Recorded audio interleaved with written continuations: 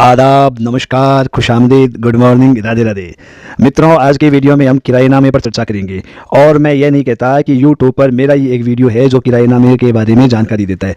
मित्रों, यूट्यूब पर हज़ारों वीडियो है जो किराएनामे पर जानकारी देते हैं, लेकिन मेरे वीडियो में आपको वो सब बातें मिलेगी जो उन बाकी वीडियो में अवेलेबल नहीं है।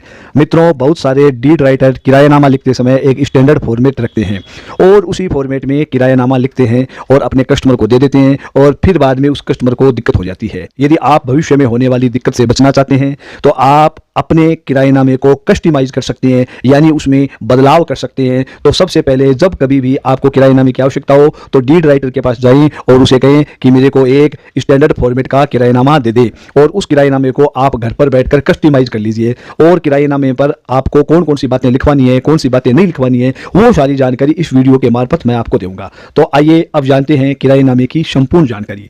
मित्रों, मुख्य रूप से किराएनामा दो प्रकार का होता है। एक होता है 11 मंथ एग्रीमेंट और एक होता है 11 महीने से ज़्यादा समय का किराएनामा। सबसे पहले हम बातचीत करेंगे 11 मंथ के एग्रीमेंट। 11 मंथ का एग्रीमेंट सिर्फ नोटरी अटेस्टेड होने से काम चल जाता है, लेकिन 11 महीने से ज़्यादा समय के किराएनामे का रजिस्ट्रेशन रजिस्ट्रार के ऑफिस में करवाना आवश्यक होता है, क्योंकि भविष्य में कभी भी विवाद होने पर इस प्रकार के किराएनामे को सबूत के रूप में आप कोर्ट में पेश कर सकते हैं। यदि आपने किराएनामे का रजिस्ट्रेशन नहीं करवाया है तो इन फ्यूचर विवाद होने पर आप उसे कोर्ट में पेश नहीं कर सकते as a document, as a सबूत। तो इस प्रकार से अपने किराएनामे का रजिस्ट्रेशन जरूर कराएं यदि आपका किराएनामा 11 महीने से ज़्यादा समय का है।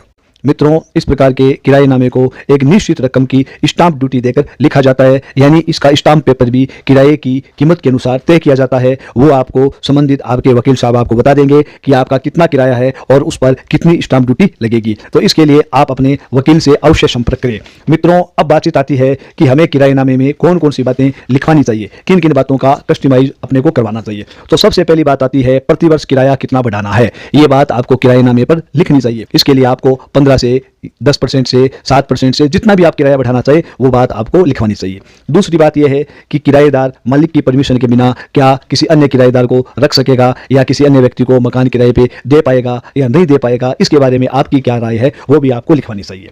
तीसरी बात होती है मकान की टूट फूट कौन ठीक करवाएगा, यानी मेंटेनेंस कौन ठीक करवाएगा, वो बात भी आपको उस किराएनामे पर लिखवानी चाहिए। नेक्स्ट बात आती है किराएदार को कितनी सिक्योरिटी आपको देनी पड़ेगी, यानी एज आप मालिक कितने महीने की एडवांस राशि लेंगे या कितने महीने का किराया आप एडवांस लेंगे, ये बात भी आपको किराएनामे पर लिखवानी अति आवश्यक होती है। नेक्स्ट बात आती है बिजली और पानी का बिल कौन पे करेगा, किराएदार पे करेगा या मकान मालिक पे करेगा। नेक्स्ट बात आती है मंथली किराया कितना होगा और इस किराए का भुगतान कैसे करेंगे, बाई चेक करेंगे, नेफ्ट करेंगे या आप ऑनलाइन ट्रांसफर करेंगे, वो बात उसका उल्लेख भी उसमें होना चाहिए। उसके बाद का बिंदु आता है प्रति माह किस तारीख तक आपको किराया चुकाना होगा, वो तारीख निश्चित होनी चाहिए। उस तारीख के बाद में यदि आप किराया चुकाते हो तो उस पर ब्याज कितना लगेगा, इस बात का उल्लेख भी आपको किराएनामे पर अवश्य करना चाहिए। नेक्स्ट बात आती है यदि कोई व्यक्ति किराया समय पर नहीं चुकाता है तो उसका क्या होगा, वो बात भी किराएनामे पर अवश्य लिखी होनी चाहिए। किराएनामा किस तारीख को शुरू होगा और किस तारीख पर उसका समापन होगा, ये बात भी किराएनामे पर लिखनी अति आवश्यक है।